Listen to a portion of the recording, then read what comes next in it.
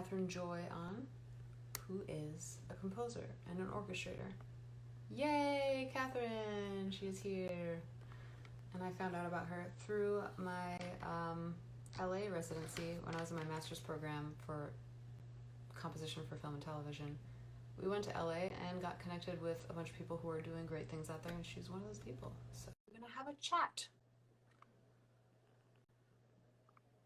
She's also the president of the AWFC, which is the what's up? Oh, we figured it out. Hey. Yay. It's always comforting when you get that note. Instagram is experiencing problems right now. Right. Yeah. Anything that can go wrong will go wrong. And at the worst possible time now. Buckle your seatbelts. Yeah. Oh my gosh, that's funny. I was just thank you for being here, by the way.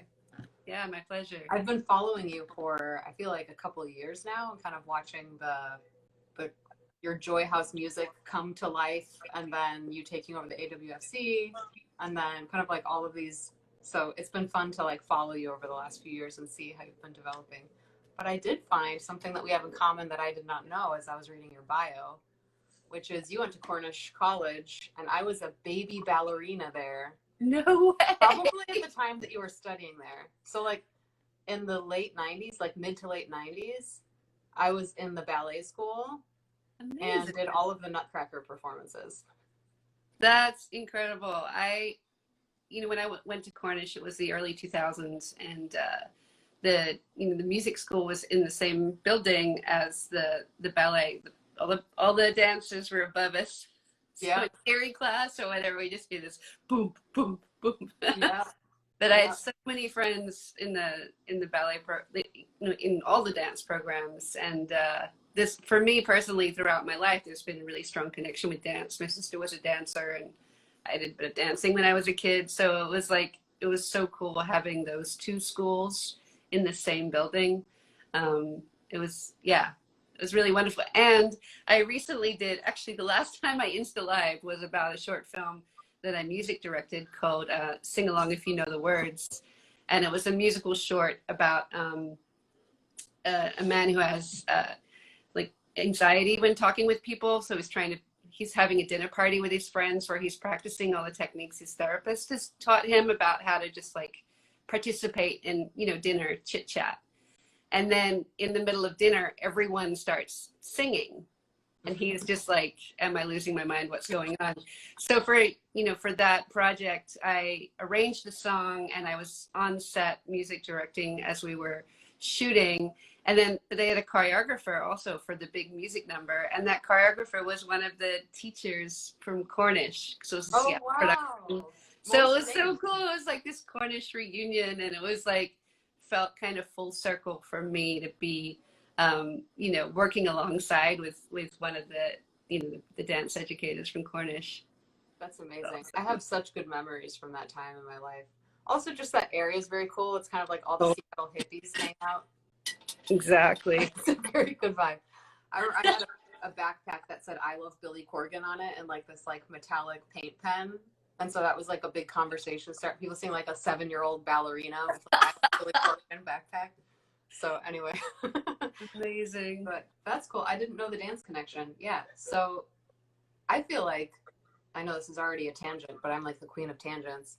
I feel like starting as a dancer, having a very it changes how I approach music completely. I've noticed from other people that I went to conservatory with.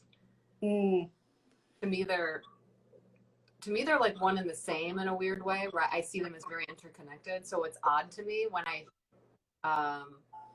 communicate about music with people who kind of don't have like an embodiment practice of any kind. Right. Yeah. I'm like, but then how do you like feel it? Feel it. Exactly.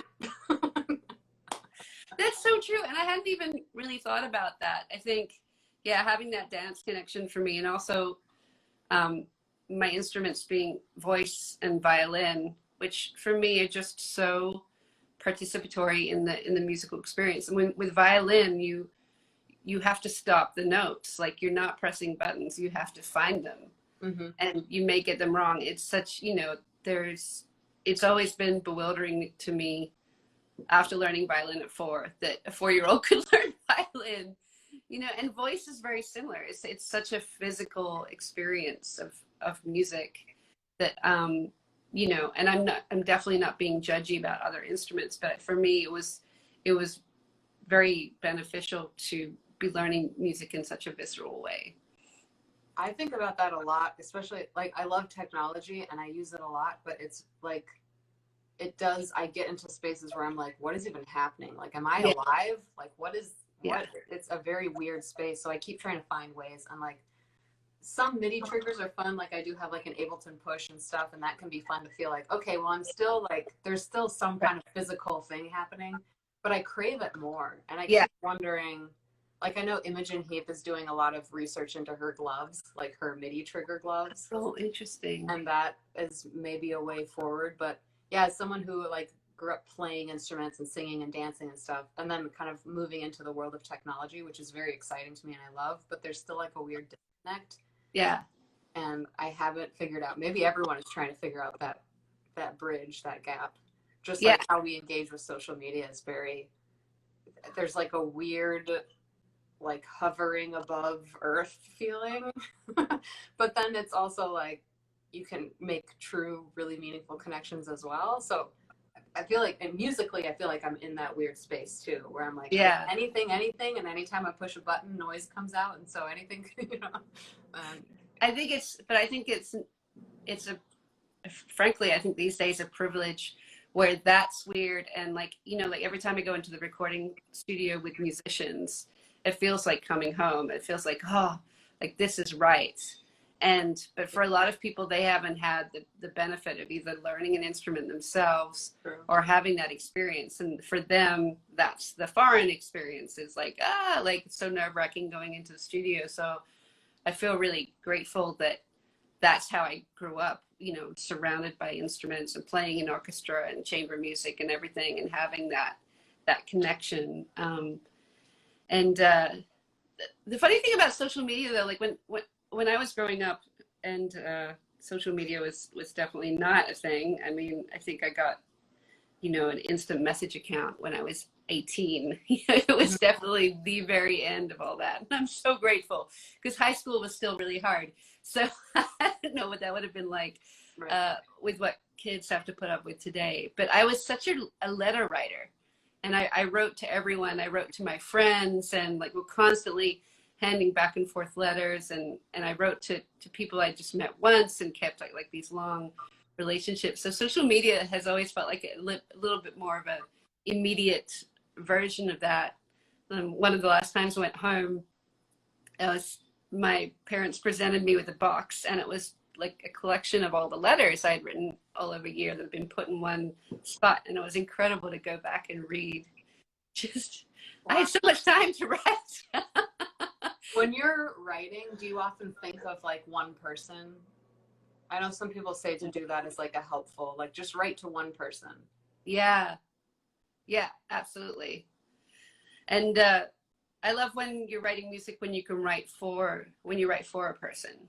Yeah, that's my favorite too. It's like, I just think of it like choreographers make pieces on dancers. I feel the same way about composing for musicians. I want them at my place.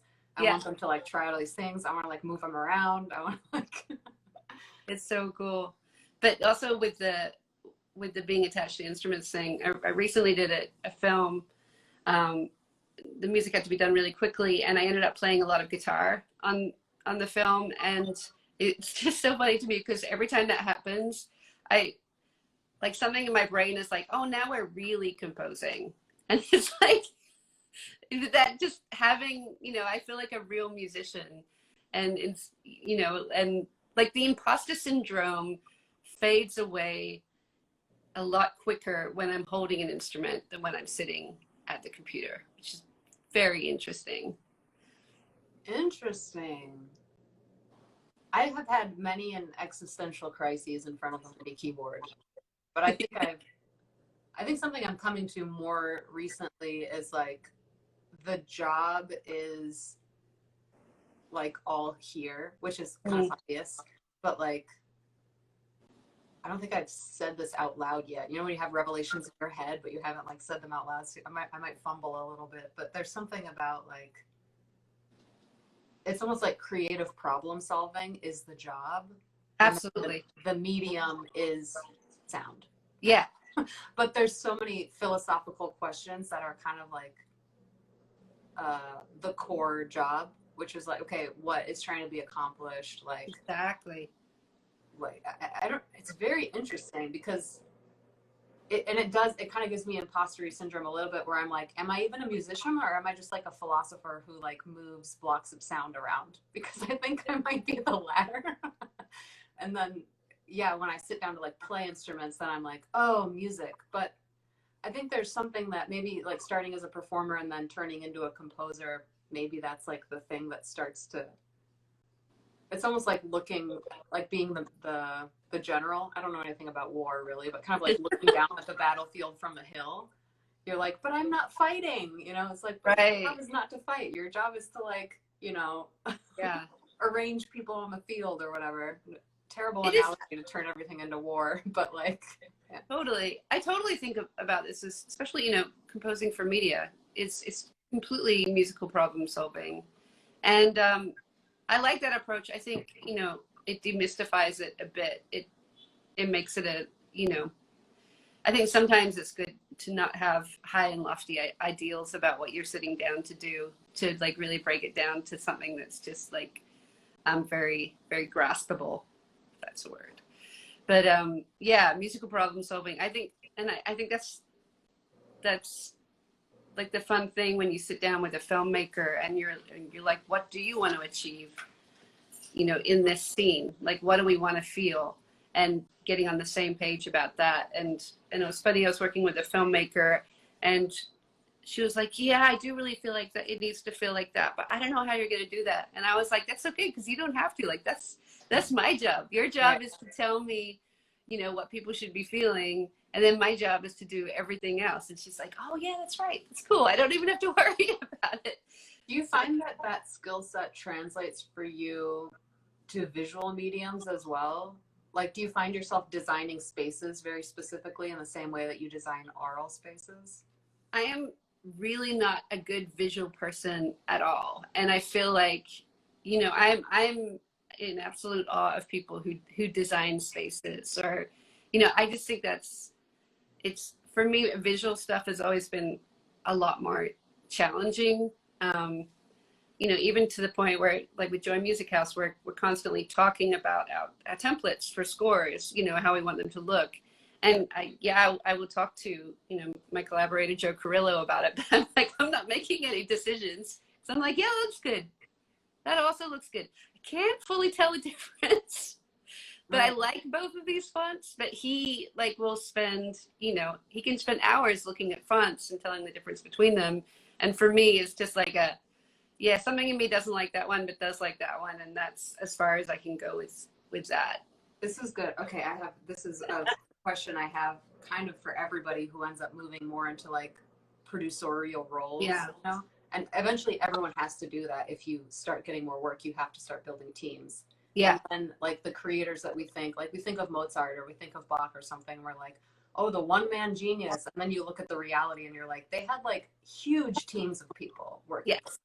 So they were probably, I mean, we don't have records on all of this stuff, but they were probably excellent team managers. Otherwise, you can't get that much work done. Like anyone who's tried it, I mean, obviously they were geniuses as well, but like, right. It's the combination of like, you're good at what you do and then you're able to build these teams. And I think that's something that I've observed for a lot of young composers really gets in the way, is we have this myth of the sole lone genius. And then everyone like crashes and burns and they're like, well, I can't do it on my own. Well, it's like, but no one can and no one is. The problem is because the myth is propagated constantly, you know, especially in our, you know, film composer culture. There's been a really unhealthy suggestion that is the case. Mm-hmm. And then that has been combined with a kind of a class system of like composer and then orchestrator and then copyist, and like somehow like people who are doing this other work are not as worthy as this one. And it's like, that is, I think, one of the key things with Joy Music House that I want to get rid of. It's like the team is so important, and like everyone, all of our Joy Music House team members, they're all composers. So like, yes, they could all do the job, right? The top job, but they've chosen to jump on and help another composer to like be the top person and make them look good. And it's like everyone on the team has no, you know, we put out egos aside and we're just like, we're here for that person, make them look good. And it's crazy for me that anyone would ever encourage someone to not be on a team, because you learn so much from other people and you learn so much about your own creative process from being a part of other people's creative process. That's so true. And sometimes you're learning, oh man, like I'm totally going to steal that. And sometimes you're learning like, wow, I could never work that way. Right. Yeah. Like, I am fascinated with how your brain works, because that setup would drive me crazy, you know? And I've had like kind of the whole range of reactions. And then also like for me, when I get to go into the studio and produce someone else's work in collaboration with them, you know, sometimes they're in the booth with me, sometimes they're conducting, sometimes they're off site, you know, but it's such an honor to be able to take their music and bring it to life. And you learn so much about music. And frankly, anytime that you can spend with live musicians, whether it's on your music or someone else's, you are learning. And it, you know, it's just every time I get something new and I file it away and I'm like, oh, I hope I remember this when I'm back working on my own stuff, you know, because it's just so important for us. And again, especially these days, it's a privilege to just hear real players play music and hear how it sounds and how it sits with them and how it is under their fingers and how they feel when they're playing it, you know, which is something I'm also just like kind of evangelical about, is like taking care of the musicians and when they play, making sure they have a great experience and making sure that whole collaboration feels like a collaboration, not like someone giving orders and then someone having to execute it and over again, you know? So it's yeah, I mean, you were about to launch into something about the team, but I mean, teams are obviously something I'm very excited about. Yeah, I'm kind of at the baby stages of building a team in a different way than you are currently. Like right now I'm trying to build like a business team to help with kind of the business aspect. So that's like my first foot forward. But even that aspect, I've been like, oh my gosh, I have to basically, everything that's in here, I have to put on paper. Otherwise, how can they tell what to help me with? So Right. It's been this long process of like creating all these Excel sheets in order to step by step show my own process, which I never realized was my process. I just did it. And I imagine it's similar with music production. It's like you ultimately, everything that you're just doing in order to clear that, Yeah. like move things around, everything has to be documented and just like kind of Excel sheeted. And Yeah. that's a really interesting process to like observe how you think from someone else's perspective. Like the act of putting it down is you're like, oh, that's what I'm doing. And then you realize where you're unclear and where you're just like fudging stuff. You're like, ah, okay. But I'm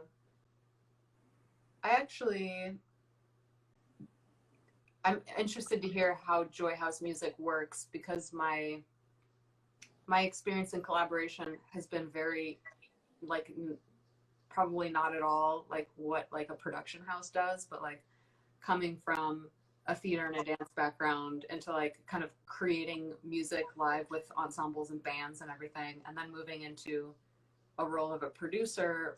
And I've started to work with other artists producing their work, but it's still very much like we'll meet, we'll have a session, and then I'll go away and make a bunch of stuff. So it's still quite isolated. It's not actually a full team yet, but that's like the goal is to eventually get there. But from where I am to like what you're doing now feels like this huge like abyss where I can't see the steps in between. I'm just like, just focus on what you're doing and one step at a time. But how did you, I guess what brought you to, I kind of have understood by just what you've been saying why you created Joy House Music, but if you want to speak a little bit more to that, and like when you got maybe to your point of overwhelm, or where you got to your point of you're like, this isn't worth it, I need to. Yeah, totally. Because it's not just, I think at a certain point, it's not just like the next step forward. It's like, actually, okay, step back, re-envision how this is all going to happen, and then just like this huge push forward into like a new dimension. Well, it's kind of like that and kind of not. It's very much what you're describing you're doing. I mean, when the way this was all born was when I moved to LA, and even before I moved to LA, when I was in Seattle, I, you know, just every composer I met, I was like, if you need help, you know, hit me up. I'd love to help you out. I was never really looking for like a full-time assistantship or anything, because I wanted to focus on my composing career. But I definitely wanted to learn by doing and just get in the studio as much as possible. Miriam Cutler was one of the first people that called me. 7 days. I love her so much. I know, she's wonderful. 7 days after I arrived to LA, she called. She's like, "Are you here yet?" And I was like, "Yeah." And she said, "Well, I have 2 projects, and I need help, and I just have a feeling that you're the right person." And you know, we've been collaborating now, you know, for over 8 years since that phone call. But you know, with her, it just started out with like music prep and orchestration, and then you know, I helped out Penka Conover and something, and I started working a bit more with her. And then she and Miriam, they would just recommend me to people, and so I started getting more and more calls, and the calls were just whatever that person needed. And what always happens is when you're good at what you do, people use you more. Mm-hmm. So it started out as, you know, just like music prep or just orchestration, and then can you come to the studio on the day? And then, you know, really the first time, well, producing kind of came out of my collaborations with Miriam, where, you know, she would, as she got to know me better, she would give me the reins more and more in string sessions, because strings are, you know, my passion, and I was a violinist, so I know how to speak string. Mm-hmm. And I'm always learning, but, you know, it's something I love to do. And then I did a project with Stephen Argilla and orchestrated for him, and then went to the session with him on the day, but he wanted to conduct. So I was in the booth, you know, by myself with the engineer communicating with him. And that was just like one of those moments where it's just like, this is awesome. You know, like Stephen and I had very quickly developed a great rapport. We really enjoyed working together. We communicated well together. I loved being in the booth with the engineer and making those calls. It was just like, this is, I need to be here more. And I think one of the biggest moments for me, thanks to Stephen, was I got to score produce Brie Larson's film Unicorn Store. It's her film that she directed, and it was scored by her fiance at the time, Alex Greenwald, who is the lead singer of Phantom Planet. And he had written a beautiful score for it, but all in Logic, with Logic Sounds, and like it was his first score ever.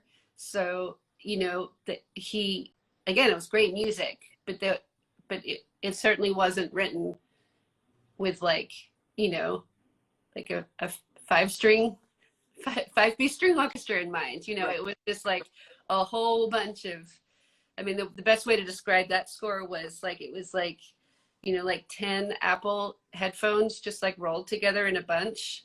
And I just had to like unravel them, and, you know, and he wrote these beautiful cues. So it would require, you know, like 3 to 4 passes of strings all playing original content, you know. And it's like, how do you take this music and put it back together? Again, that musical problem solving, that puzzle aspect of orchestration. How do you put it back together where every time the players are playing, the music makes sense, like it fits. It makes sense why, you know, the first violins are playing this, but the second violins are playing this. And then Alex really just wanted to be in the room with the musicians. He's a performer. That's where he belongs. So I got to be in the booth with Brie cool. on my birthday, like Aww. Producing a string session. And I was just like, this is heaven, you know? So that was, what was that? When's your birthday? August 2nd. Nice. Does that make you a Leo or a Virgo? It does. A Leo. Super boss. So yeah, so that's kind of, I mean, that was a real, just like a journey of discovery for me. Meanwhile, we keep getting all these projects, and I'm realizing, and this is a really important thing for composers to think about, or musicians to think about, I'm realizing that there's stuff that I just don't want to do. Right. And this is a great way to start building your team. What do you not like doing? Because I guarantee you, someone would love to do that for you, because they would just like to be on your project doing that thing that when you do it, you're like hating life and feeling exhausted. That's going to bring them joy. It makes sense to hand that off. And when I start talking to composers about introducing people in their team, I tell them to have a pad of paper at their rig, and every time they do something they hate, to write it down, because this is how you start learning how to hand stuff off. We're not good at it. We are used to doing everything ourselves, and we kind of can.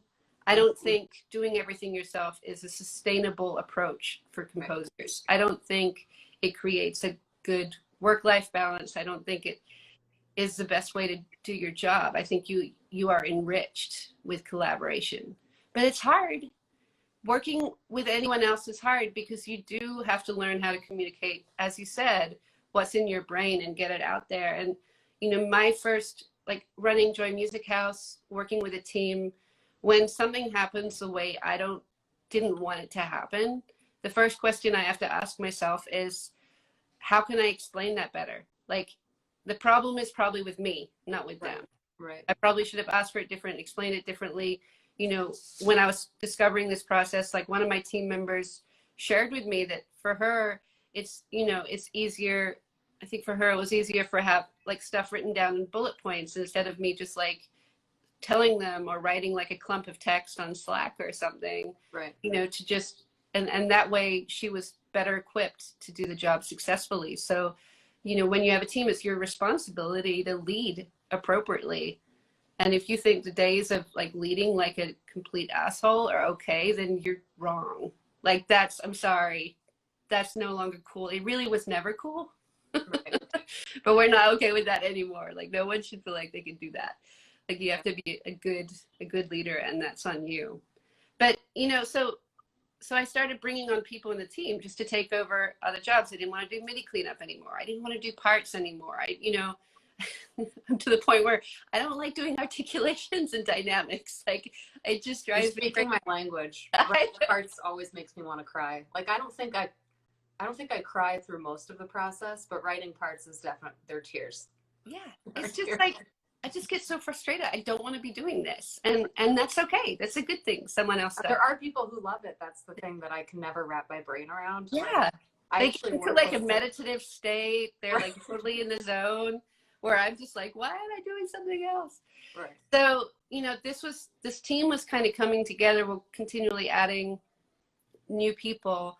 And, you know, one thing I'm also very conscious of as someone who is, as my film friends say, a multi-hyphenate, right? Someone who wears many hats. And it's so interesting to me because in the film world, that's a very accepted thing. Like, to be a writer, director, or an editor, actor, or, you know, whatever you are, totally fine. In the music world, not as widely accepted. But I had fully embraced being a multi-hyphenated person. But I had made the decision on my personal website, catherinejoymusic.com, that I didn't talk about my orchestrating or producing life. That was me as a composer. And as the work I did, you know, orchestrating and producing became more and more prevalent, people were asking for like a website to go check it out. And the other issue that was coming up was that when we did great work, I was just getting credit, and I would make sure everyone else got credit, like on IMDb or on the roll or whatever. But it was just like Catherine and the team. And I'm like, the team is very integral and sometimes taking a leadership position on these projects. So finally in 2018, I was like, how about we just like rebrand and just have like a name for it. And that way, you know, all of us can post about this work, but as a separate entity. So everyone can keep their composer life separate, right? But then also everyone can be credited. So like someone can go and see like everyone that's on the team. And so we literally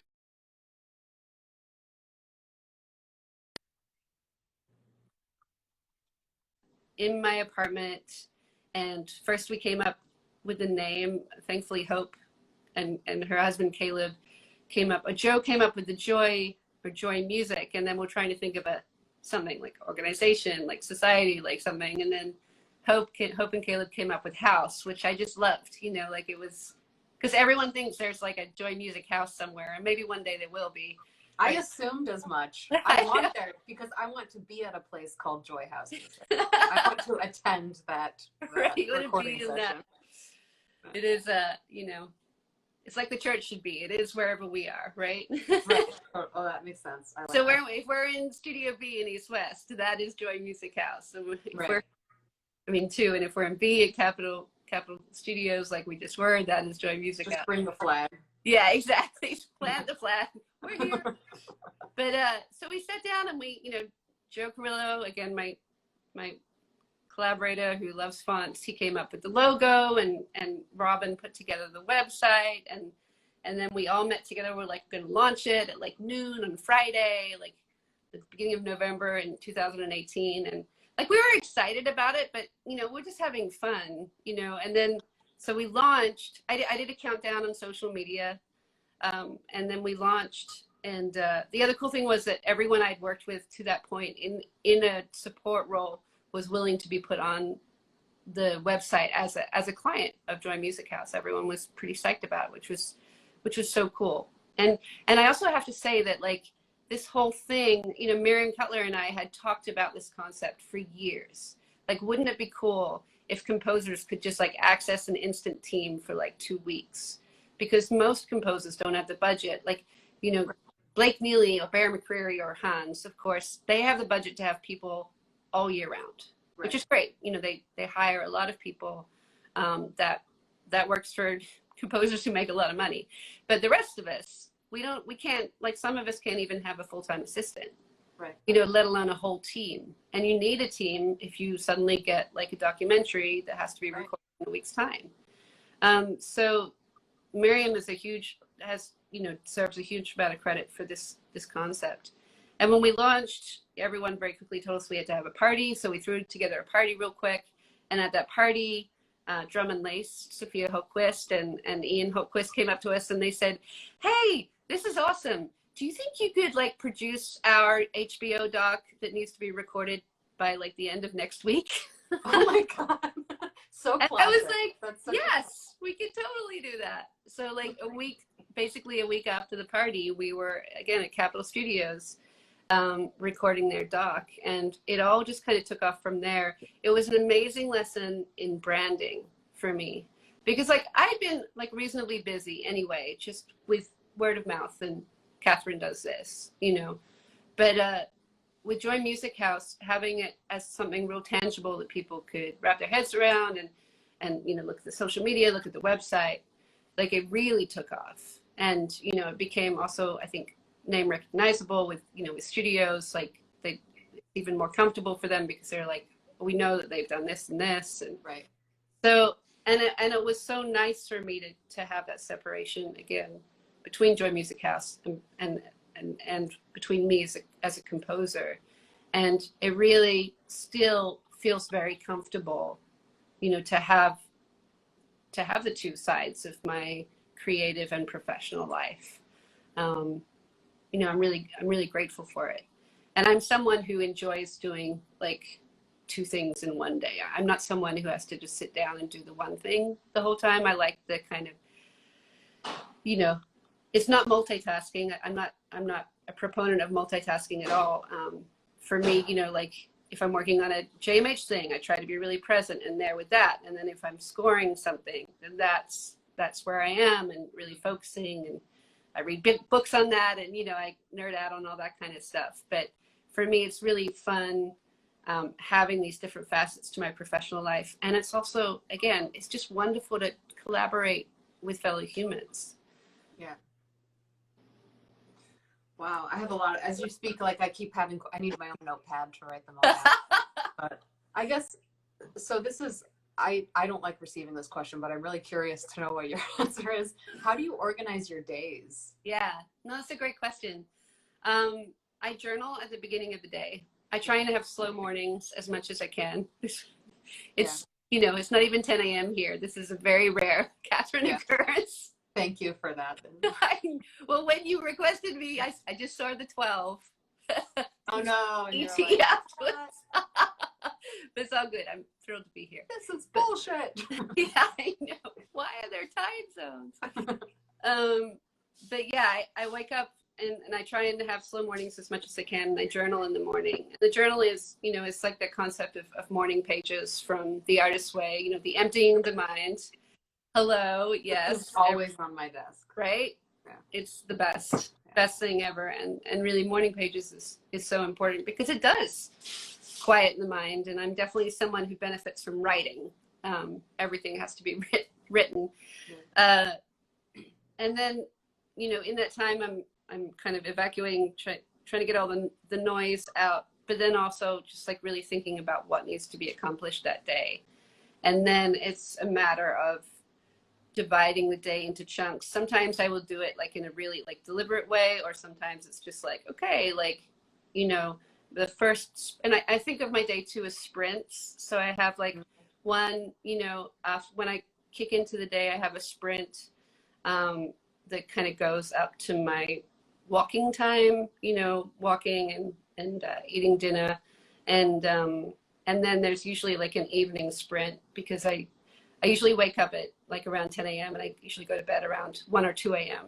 Mm-hmm. So I often will do another writing sprint from like 9 to 1 a.m. And if I'm doing, what was that?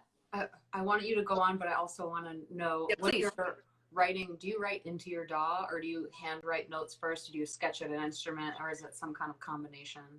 It's often a combination, like especially if it's music that's, you know, that's revolving around a theme. I do like to put the theme like on I have notation paper, you know, by my desk, and I'll write it down just so I can see it. I still really like to see it.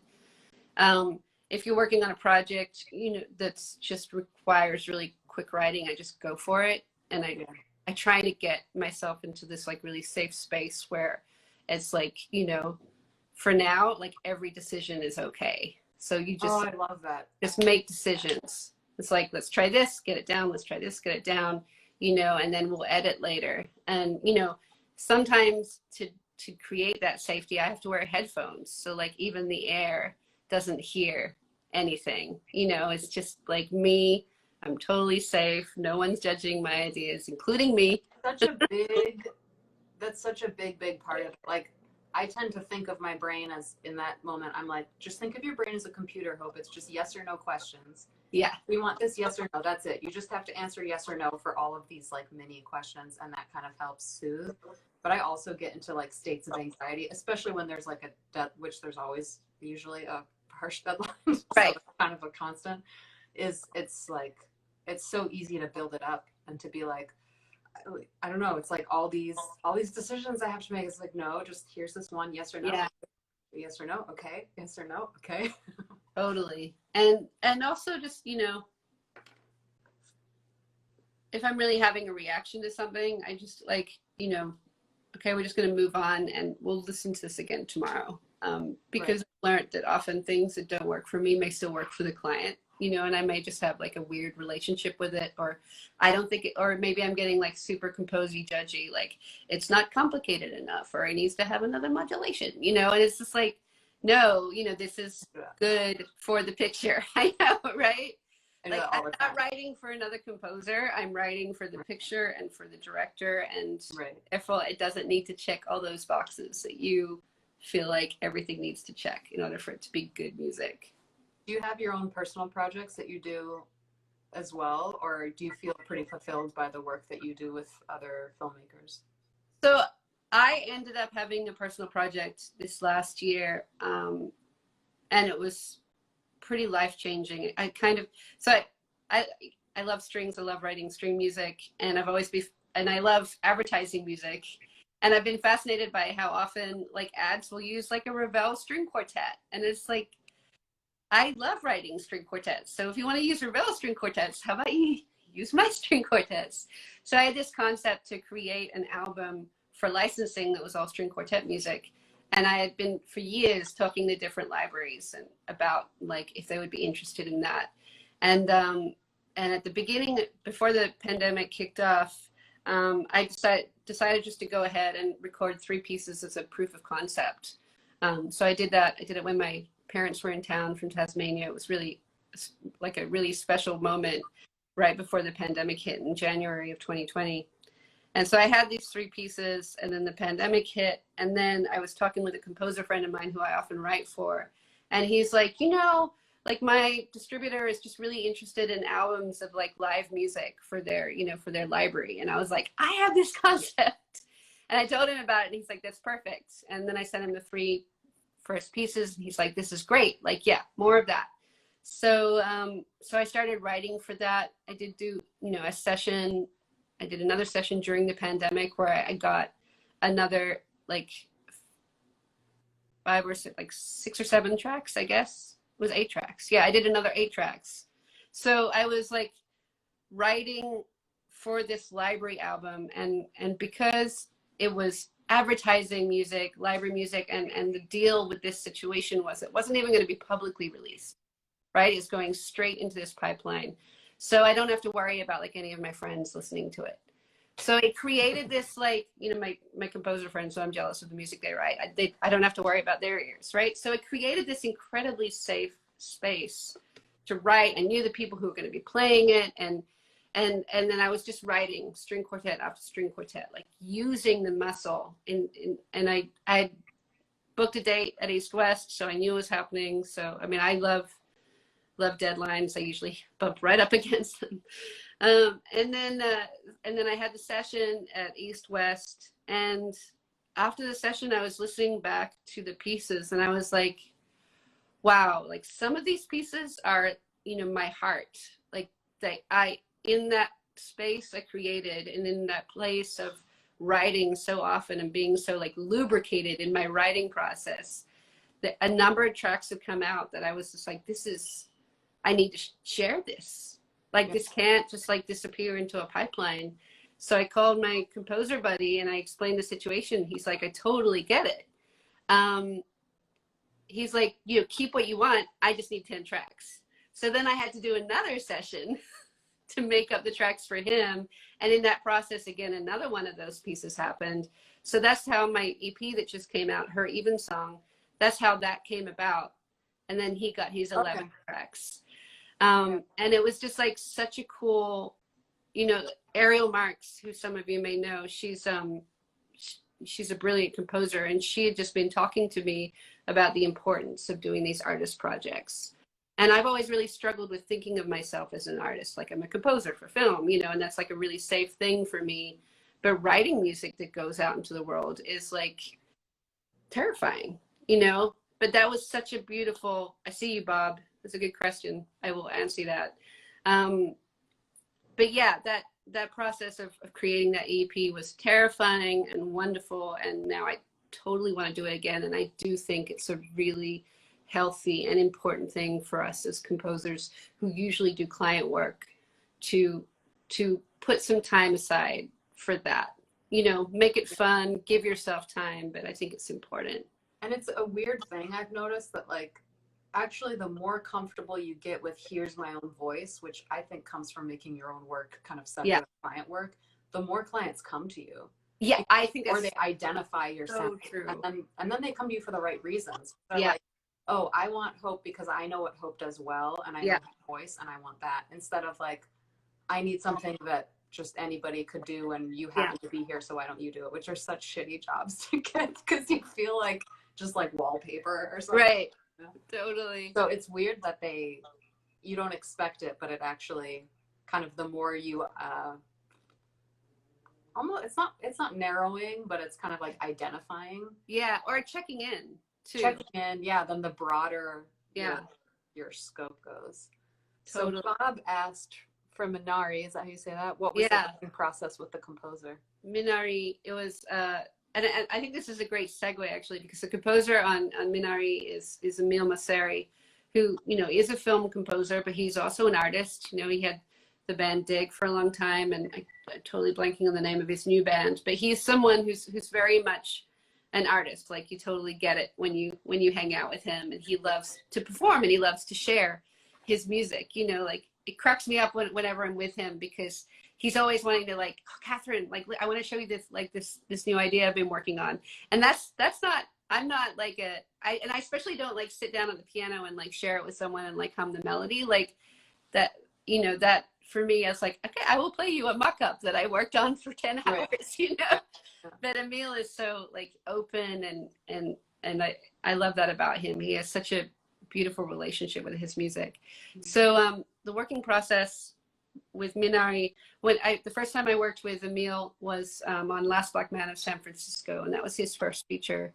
So he called, that was right before we launched kind of officially as JMH. And that was it was a brutal film to be on, because it was just like crazy, just like everything about it. But we got to know each other really well, and and learn how we work. And so Minari was a lot easier than that project. He called me up when I was actually visiting New York, and he's like, I think I have a movie for us to work on together, and I think I also have a TV show, because right after Minari we moved straight into Homecoming season 2, and I score produced that for Emil, and that was awesome. So we had to kind of almost like squeeze Minari in before we launched that. You know, when I came on to the project, he'd already written the score completely. I actually went to A24 for a screener, so I got to hear all of the mock-ups in action with picture and really get a full idea of how everything worked together. And then I strategized, you know, how we didn't have a big budget, you know, so I put together a budget, got that approved by A24. Often that's my job. That's one thing I do for composers is just handle, like, sometimes they'll come to me and say, you know, this is the budget, like, what do you think we can do? And then I will come up with a strategy for them. Or in this case, I look at the score, and Emil was like, I don't think we can ask for over this number. And so I, you know, looked at it, and I'm like, okay, I think this is what we'll do. So we got a string session with Fames in Macedonia, and then worked with a bunch of soloists here in LA. We worked with Ro Rowan, a phenomenal cellist, Gina Luciana, it's a wonderful flutist, and she also played what is it, kind of the traditional Korean? Shakuhachi? Yeah, I think that was in it. So, and then we had clarinet Virginia on clarinet, and we also had one of Emil's friends on piano. I don't know if you've heard the score. There's like a lot of these just crazy piano improvisations that Eric did, which is fantastic. I'm either forgetting last names or I can't pronounce them, so you can go to IMDb to find that information. Yeah, and then, you know, with Emil, I just get his Logic sessions and we take it from there. So I hear the mock-ups, I have the stems. With Emil and with everyone else, the question is, you know, what do we need to record that will elevate the score? And what MIDI is in there that's fine as is? Like, for instance, there's some Spitfire patches that are literally already like live musicians doing like a really cool effect. You don't need to recreate that wheel. Like, that's not a good way to spend your time and your money. Like, trying to notate that and then trying to get the orchestra to recreate that. It's just going to sound as good as a patch. Right. So it's always like, as you said earlier, problem solving is coming up with a strategy. What can we do with this budget, with this amount of time? How can we best utilize our musicians? And then just rolling from there. So yeah, we did all the orchestrations with Fames. They did a great job. The biggest challenge with Minari was that there were 2 pieces that were rubato, which is not something you deal a lot with in film scores. And so, you know, Emil had written them off the grid, so we'd have to create a grid so you can notate it, and also so there's like some sort of click that the musicians can hear when they're playing along. And that was challenging, and we got there, you know. It was, you know, it was the joy of making music. I think that kind of thing is easier when you're actually physically there in person. And and Oleg was the conductor. He's the conductor with Fames, and he was frustrated. And I was like, I know, man, but like, let's just do it. Like, we got this. You know, it is what it is. Listen to the piano track and let's just do the best we can. Amazing. I have so many more questions for you. We're technically coming up on time, but I want, actually, why don't you speak a little bit more about where people can find you, what you're up to right now, kind of like some self promo time. And then Yeah. I'll ask you one final rappy question. Great. I'm working on 2 documentaries right now. One's called Prognosis, and it's an amazing journey of Deborah Chasnoff, her journey with cancer at the end of her life. It's a film created by all her filmmaker friends that she created it. She was a filmmaker, and she wanted to document this journey. And it's a beautiful film. I feel like it's a real, like, it's her journey with cancer, which is really hard, but it's also a real celebration of life and friendship in her community. So I'm super excited to be working on that. And I'm working on another documentary called Women in the Front Seat, which is about women motorbike riders and about riding culture. And I am so excited to work on that because I love car shows and car movies and road trip movies and motorbike movies. Some of my favorite docs are The Long Way Round and The Long Way Down, which Ewan McGregor and Charlie Borman, ride on motorbikes around the world and then down. But like, usually those TV shows or those documentaries or those movies, they're all dudes, often white dudes. Right. That's a big part of driving and riding culture is this dude culture. And like, I love to drive, and so many women love to drive, ride. So when the director Indy approached me, like saying, "Are you interested in this film?" and I was like, "You have no idea! I'm so excited about this!" Like, so yeah, I'm really excited about both of those docs. I have another documentary on Hulu right now everyone could check out called Naughty Books. And I have a supernatural thriller out there on video on demand called The Parish. So you can watch both of those great movies. Naughty Books just won Film Threat's Best Indie Doc of the Year, which is really exciting for us. That's awesome. Congrats. Yeah. Thank you. And CatherineJoymusic.com. For the score production stuff, joymusichouse.com is how you find me. Beautiful. Thank you so much. Okay, my question is maybe a challenging one because of what you said earlier. You're saying that you struggle to see yourself as an artist in some of the roles you take on in the producer hat. But what do you feel is the role of the artist specifically right now in this crazy world we're living in? How do you view, I think for me, I guess I'll just put it in context, like when you work for yourself and you are an artist working in the arts, it can be a very weird thing to wake up every day, especially in the middle of a pandemic, and be like, okay, you are Hope Litwin and this is what you do and this is why you do it. So yeah. I kind of have to consistently recontextualize for myself, like, what is my role? Where am I in and that's, I know that's different for everybody, but how do you contextualize it for yourself? Just small questions here. Yeah, no, What's the meaning of life? I love this question. The reason I was so attracted to working for film was because the music served picture.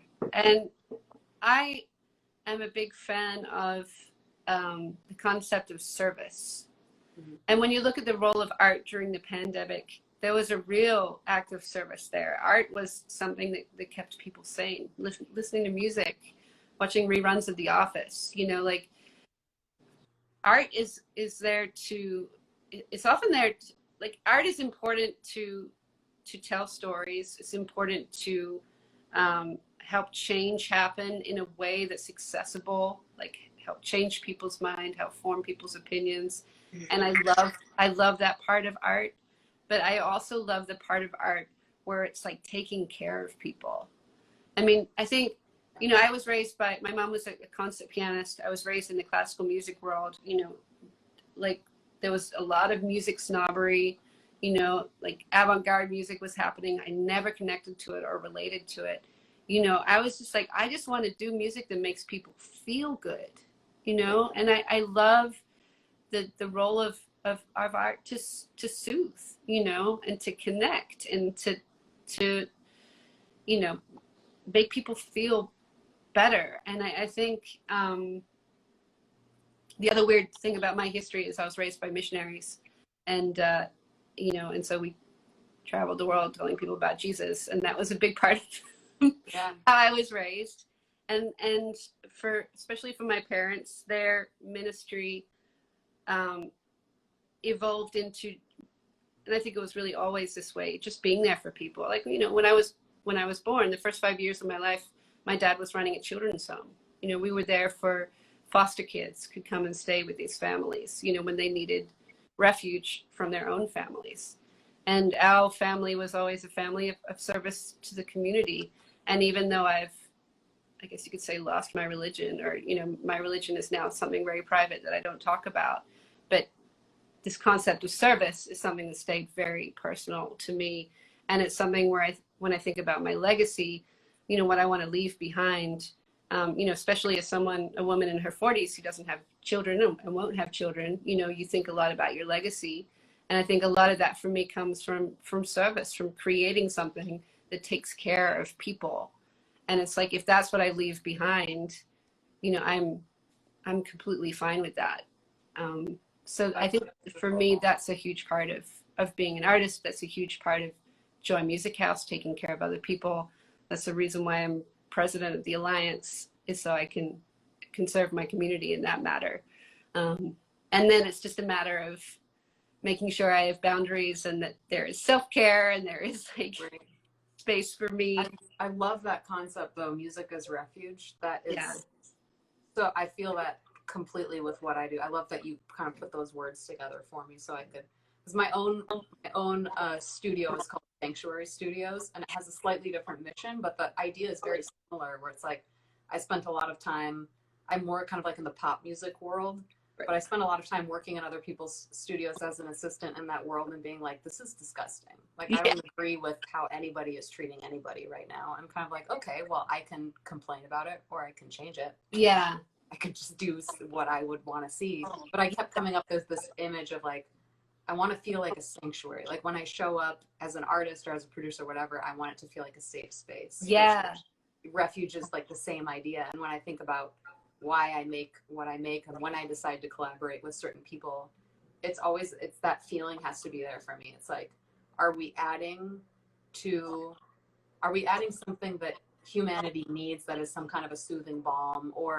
And it doesn't always have to be like, they're there. Like sometimes it can be like, let's aggravate it so that it can be dealt with. I'm cool with that too, but I kind of have to see, I'm like, is this ultimately a benefit to humanity in some way? If not, I'm not interested. Yeah. Yeah. Because there's such limited time, and you know when you're about to go into a project, like, okay, I'm going to give my all because that's what I do. So like, I have to know that I'm going to feel good on the other side. Like, okay, I accomplished what I feel like is my larger mission. Yeah. Beautiful. Thank you for waking up early and doing the Instagram live thing. And I have so many more questions for you, but I'm just going to keep bugging you and following you on social media. Have me back at a later time. Oh yeah, we should definitely do a part 2. And I'm going to bring Miriam on here too, because I think it's been on my mind, but now it just has to happen. You have a great time chatting with her for sure. Thank you so much for having me, and of course, for your support and encouragement along the way. I really appreciate it. Yeah, I'm watching and cheering from afar, and hopefully we'll get to make something at some point together in the future. Yeah, I would love that. Yeah. Right. Well, have a lovely day. Thank you everyone for joining, and I will see you on the interwebs. Bye. Bye, Catherine.